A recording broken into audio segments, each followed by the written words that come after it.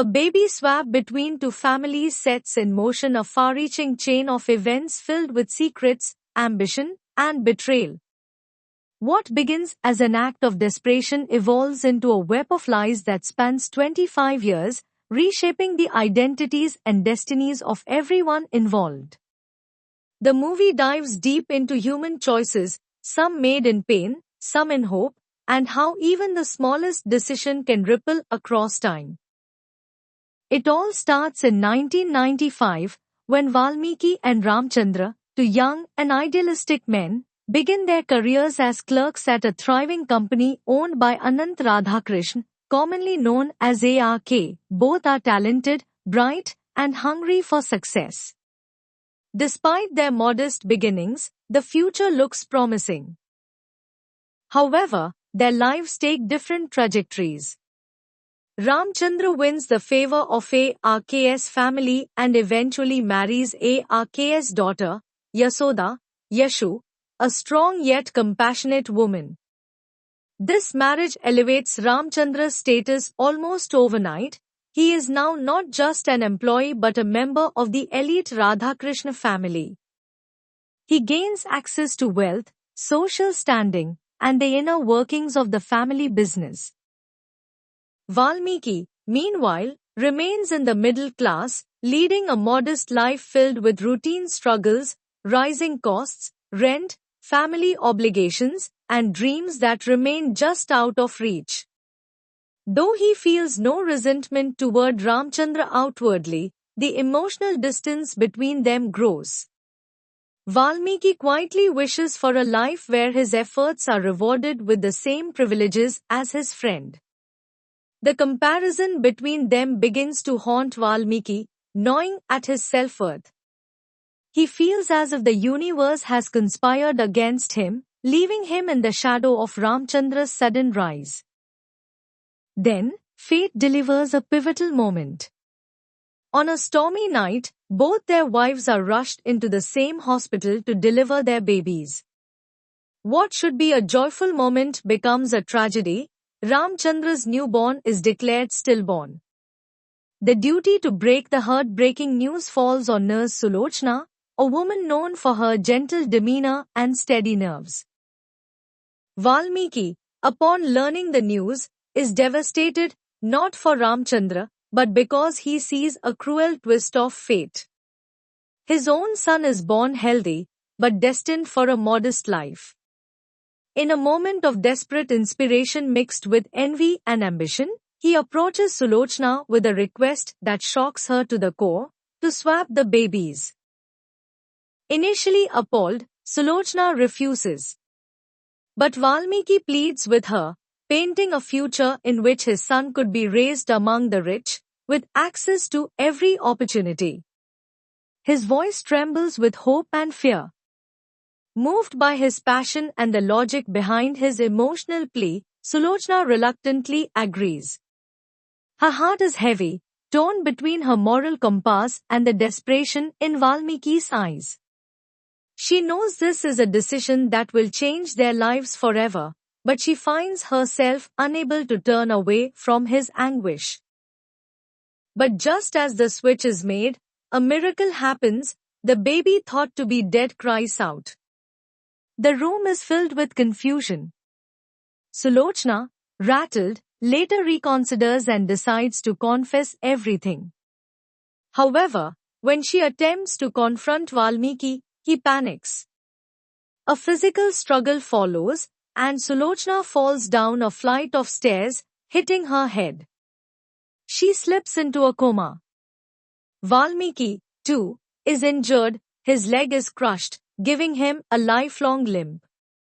It becomes a symbol of his moral compromise, a daily reminder of the cost of his deception.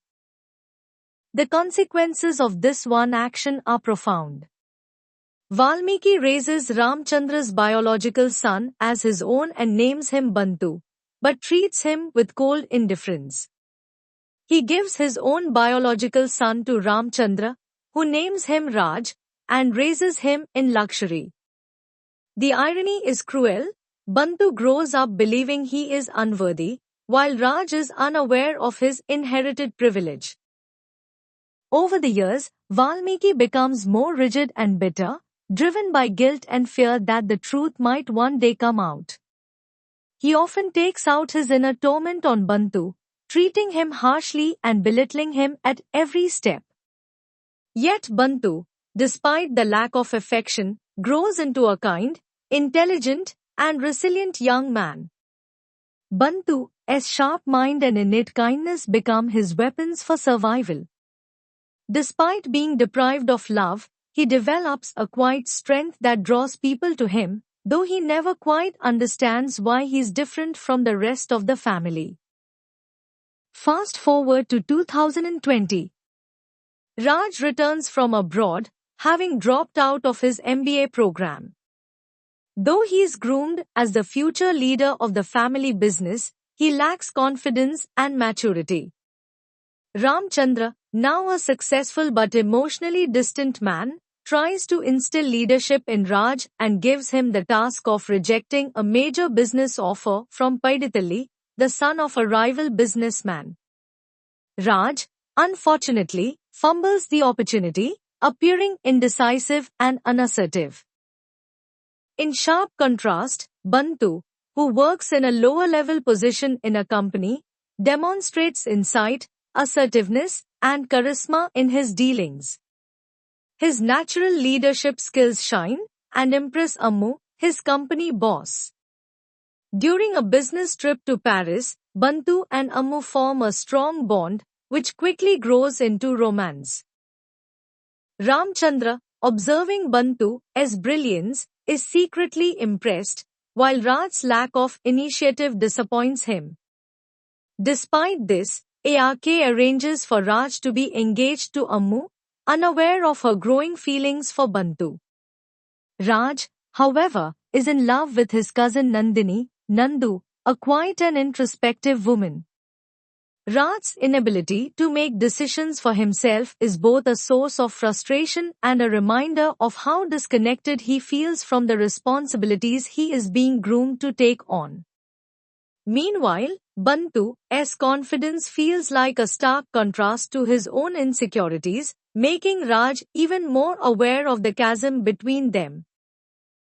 The tension escalates when Paidithalli's father, Apla Naidu, reacts violently to his son's proposal being rejected. In a calculated move, Naidu orders an attack on Ramchandra, hoping to coerce him into selling his business shares.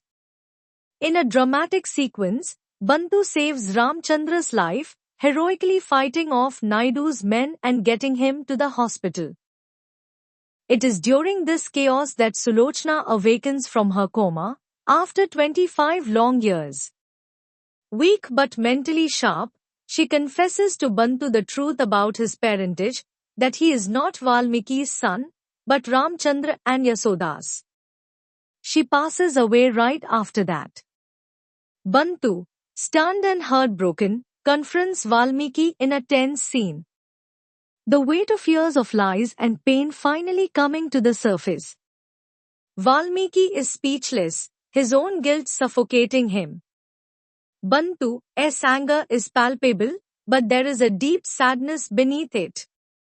The life he could have had, the family he should have grown up with, now feels like a cruel joke.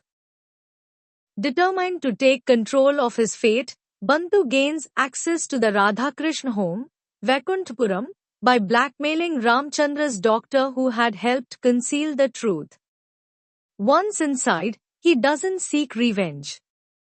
Instead, he becomes a force of healing. He resolves family conflicts, brings attention to long-overlooked betrayals, and even helps mend the broken relationship between Ramchandra and Yasoda, especially after it's revealed that Ramchandra had an affair with Revati 7 years prior. As Bantu steps into the world he never knew he belonged to, he is met with a whirlwind of emotions from everyone around him. His actions, though born from a need for justice, begin to mend wounds deeper than he realized.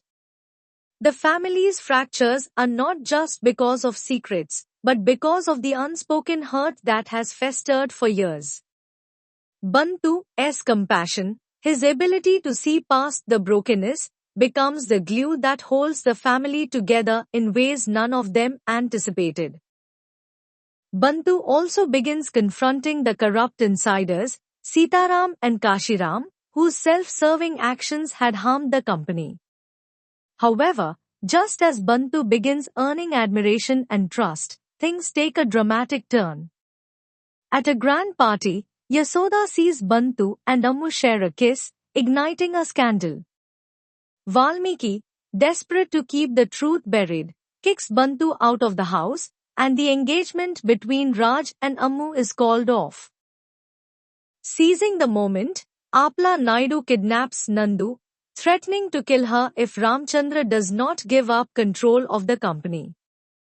In a desperate move, Valmiki begs Bantu to intervene. At first, Bantu refuses, tired of being used by the man who stole his life. But his conscience wins. He rises to the occasion and rescues Nandu, defeating Naidu and Paiditalli in a brutal confrontation. Naidu is fatally wounded, ending his reign of terror. Raj redeems himself by helping during the rescue, finally earning his father's respect. In the aftermath, ARK, who had secretly overheard Sulochna's confession, confronts Valmiki and slaps him, exposing the painful truth. Ramchandra, his father, is deeply shaken by this revelation. All the qualities he had always wished for in his son were present in Bantu, and he feels an overwhelming sense of pride mixed with heartbreak. The fact that he was unaware of his son's suffering, despite all the signs, leaves him devastated. Even more so, knowing that Bantu, despite his pain, never confided in him, shatters him to the core. Despite the chance to claim his place, Bantu chooses not to tell Yasoda the truth, fearing it would shatter her emotionally. Yasoda, sensing the bond she shares with Bantu, embraces him. She says, "You may not have been born to me, but you are my son." She gives him 50% of the company's shares and asks Valmiki to train Raj to become a strong leader. Raj, now living in modest conditions, finds peace in his simpler life. He jokes with Valmiki, saying maybe he should have swapped the kids during birth, so he could have had Bantu's freedom and Bantu his wealth. Valmiki, racked with shock, remains speechless. In the final scene, Bantu boards a helicopter with Ammu, flying into a bright future. Below, Valmiki stands alone, a broken man haunted by the consequences of his decisions. The truth has surfaced. The lies have collapsed. And from the ruins, forgiveness begins to grow. The movie closes not with triumph, but with reconciliation. Every character is left changed. Valmiki finally faces the consequences of his ambition. Ramchandra and Yasoda begin to rebuild their fractured relationship. Bantu, though denied his birthright for decades, chooses grace over revenge. His strength is not in the truth of his bloodline but in his actions, his choices, and the love he offers. In the end, the movie reminds us that redemption is not found in blood or titles, but in the choices we make. Even in the wake of betrayal, there is always room for healing. And when we choose to live with integrity, love can bloom in the most unexpected places. This is a movie about how identity is more than just blood, and how truth, when finally revealed, can both wound and heal. It reminds us that even the darkest past can give way to light if we choose understanding over hatred and love over bitterness.